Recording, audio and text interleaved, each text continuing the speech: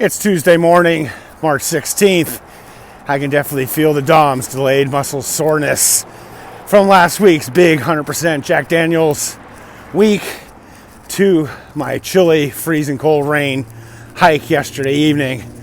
This 80-minute run doing DOMS is real, delayed onset muscle soreness. Last week was the big Jack Daniels week, 100% week. Did about 80 miles last week, and yesterday, of course, lots of rain. Ended up being out there in the afternoon, bright sunny day, turned to pouring rain, howling winds, and this morning I am definitely pedaling squares, as they say in cycling. Not very smooth, doing some 500 repeats for 80 minutes.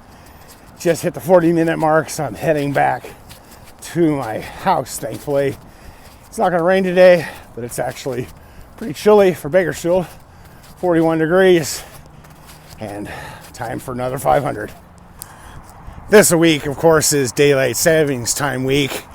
Blanca, who I've been married to for almost 31 years, absolutely hates daylight savings time. She complains about it weeks before and weeks after, and even though she's working from home, she hates it. I was out walking with my friend Liz Sunday, and she's no fan either, but I don't think they're ever going to get rid of it.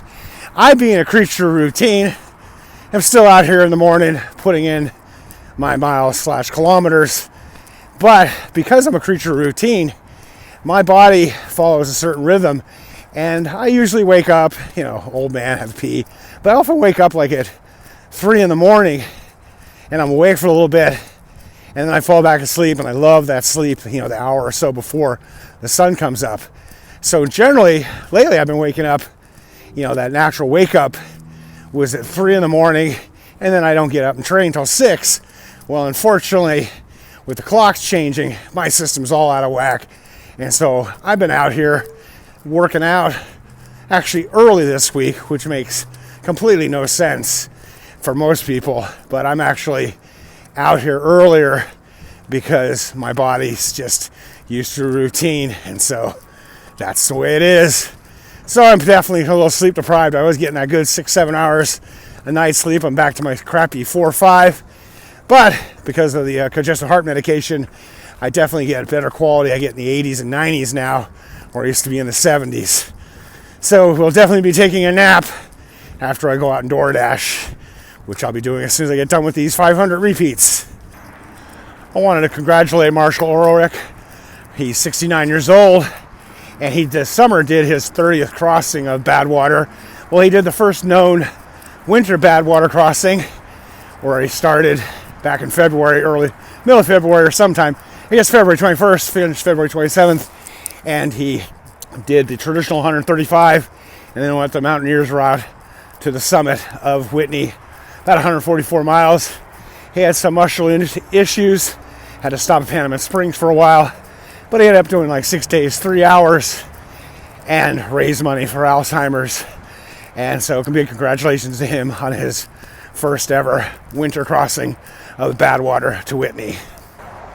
Bakersfield doesn't have a lot of trees, but that's the second tree down on the bike path in less than half a mile. So you can tell we had a kind of a crazy weather yesterday. I want to thank all of you who subscribe to my channel. YouTube, they do monetize you if you get 1,000 subscribers. I'm not really big, and I don't need to be monetized, although I will spend the money in the endurance community. But the problem is that I guess if you're not 1,000 subscribers, they used to not put commercials on your content, and now they do. So get me to 1,000, so YouTube has to share some of the wealth, and I will obviously be putting that back in to the community.